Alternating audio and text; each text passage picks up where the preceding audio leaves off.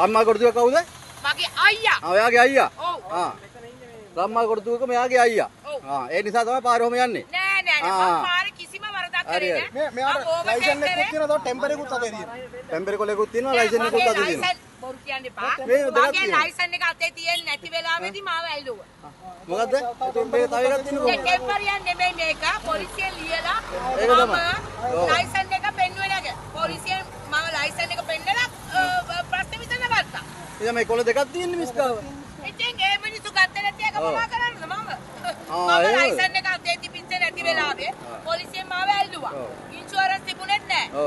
දැන් ඒව හදාගෙන පොලිසියට පෙන්නුවා. ඒකට මේ කොලේ ගත්තේ නැහැ. එයා කිව්වා මට ෆෝන් එකෙන් ප්‍රශ්නයක් නැහැ මිස්කි. ෆෝන් එකෙන් කිව්වේ? හොඳයි.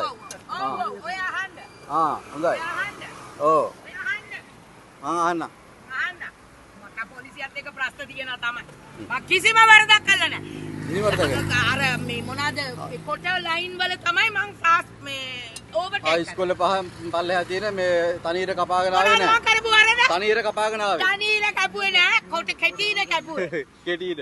ඔයාට ඇතිනේ නේ? හොඳයි මිස්. හරි මම බලා ගන්නවා ඔයත් එක්ක. හොඳයි මිස් හරි. මේ නිකන් හොඳයි මඩම්. හොඳයි මඩම්. මම කරපු වැරද්ද කියලා.